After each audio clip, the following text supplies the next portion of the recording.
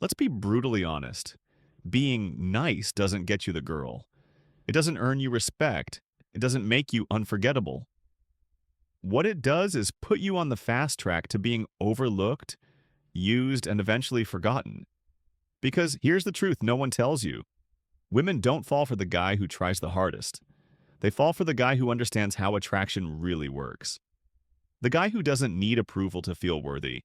The guy who doesn't perform kindness to earn affection, but moves with quiet confidence because he knows who the hell he is. Now let's get one thing straight. There's nothing wrong with being respectful or compassionate, but when nice becomes your strategy, when it's your default way of trying to be liked, you're not being kind. You're being manipulative. You're hoping that if you're soft enough, agreeable enough, giving enough, eventually, she'll choose you. But that's not desire. That's pity. And women don't sleep with pity. They sleep with strength, with direction, with certainty. And that starts the moment you stop trying to be chosen and start becoming someone worth choosing. Look at the typical nice guy behavior. He listens endlessly, never disagrees, always offers help, even when it's not wanted. He gives gifts too early, responds instantly, prioritizes her over everything, even if they just met.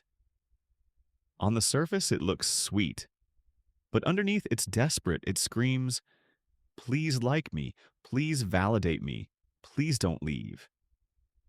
And whether she says it out loud or not, she feels it. And once a woman senses that your kindness is rooted in fear, she stops trusting it. She doesn't respect it. Because real desire doesn't grow from someone trying to win you over. It grows from someone who doesn't need to. That's the cold part.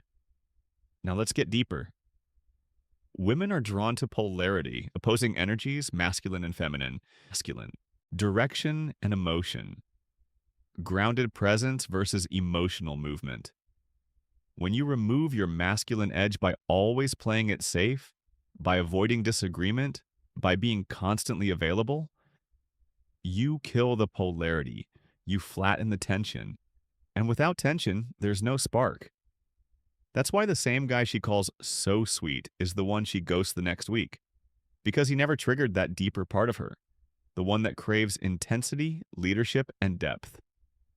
It's not about being toxic, it's about being real. Let me explain this with something you've seen 100 times. A guy meets a woman he likes. He thinks the best move is to be harmless, so he suppresses his opinions. He agrees with everything. He avoids flirting too boldly. He listens, listens, listens, waiting for some invisible checkpoint where his kindness will finally get rewarded. But it never comes, and he's left asking, why do women always choose the jerk? But here's the twist. She didn't choose a jerk. She chose the man who wasn't afraid to show desire, to challenge her, to set boundaries. That guy may not have been nice, but he was real. And in a world full of guys hiding behind fake niceness, realness is magnetic. Now let's zoom in even further. When a man has no spine, no direction, no sense of self, he becomes emotionally weightless, a leaf in the wind.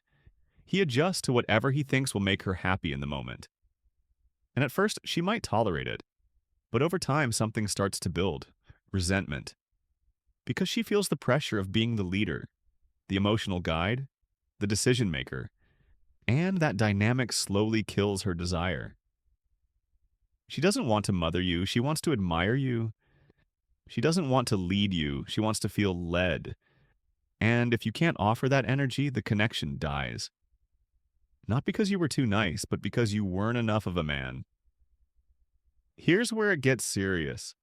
The moment you let your self-worth become dependent on someone else's attention, you give up your power. And that's what most nice guys do. They wait for women to validate their identity. They wait for someone to confirm that they're good enough. And because of that, they attract partners who are drawn to control, not connection. You don't get loyalty when you overgive. You get users. You get situationships. You get stories that end with, I just don't feel that way about you, even though you did everything right. So let me ask you, what's better? Being liked for a version of you that isn't real? Or being respected, even if it means some people walk away. Here's what makes a man unforgettable. He owns his presence. He speaks with intention. He's not afraid to walk away from anyone who disrespects his standards. He doesn't bend over backward for attention. He doesn't negotiate with disrespect. He doesn't confuse attraction with performance. And because of that, he commands attention without needing to demand it.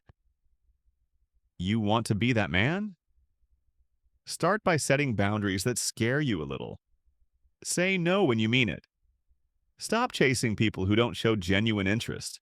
And for God's sake, stop treating women like queens before they've earned the crown. That's not confidence. It's insecurity in disguise.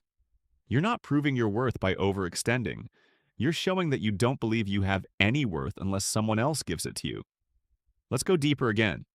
When you embrace discomfort, when you lean into your truth instead of trying to smooth things over, that's when you become dangerous in the best way. Because now you're not afraid to lose people. You're not afraid of awkward silences. You're not afraid to call out inconsistency. You stop asking, what do I need to do to keep her? And you start asking, is this woman aligned with the life I'm building? That shift changes everything. You go from being someone she can manipulate to someone she respects. Now, here's the part that most people won't tell you. When you stop being nice in the approval-seeking way, some people will fall away. That's normal. That's the filter doing its job. Because the people who only like the soft, compliant version of you weren't real connections. They were just passengers who liked the free ride. But once you start speaking your truth, setting standards, and walking with clarity, something powerful happens. The ones who should be in your life will meet you at that level. No games, no confusion, just genuine attraction rooted in mutual respect. So let's tie it all together. This isn't about becoming an asshole. It's about becoming a man who doesn't need to contort himself to be liked. A man who leads with integrity, not people-pleasing. A man who gives but doesn't overgive. Who listens but also speaks. Who cares but doesn't lose himself in the process. That's the man women chase. That's the man people remember. And that's the man you were meant to be. Because the truth is, attraction doesn't start with how you treat her. It starts with how you treat yourself. When you hold yourself to a higher standard, when you choose self-respect over approval, when you stop performing and start embodying your truth, that's when the game changes. So, if you've ever been ghosted, friend-zoned, or strung along despite doing everything right, it's not because you were too nice. It's because you were never real. Now imagine this. The next time you meet someone, you don't try to impress. You don't overthink your words. You show up as you are. Grounded, clear, director, and instead of trying to earn her attention, you observe whether she's worth yours. That's the power shift. That's the edge. And once you tap into that, you stop chasing, you start attracting, and the ones who are meant for you will feel it instantly. In the next video, we'll break down the subtle psychological signals that instantly trigger emotional attraction and how most men completely miss them. So if you're done with the games, the waiting, the confusion, hit subscribe. Because the next part might just change the way you look at women and yourself.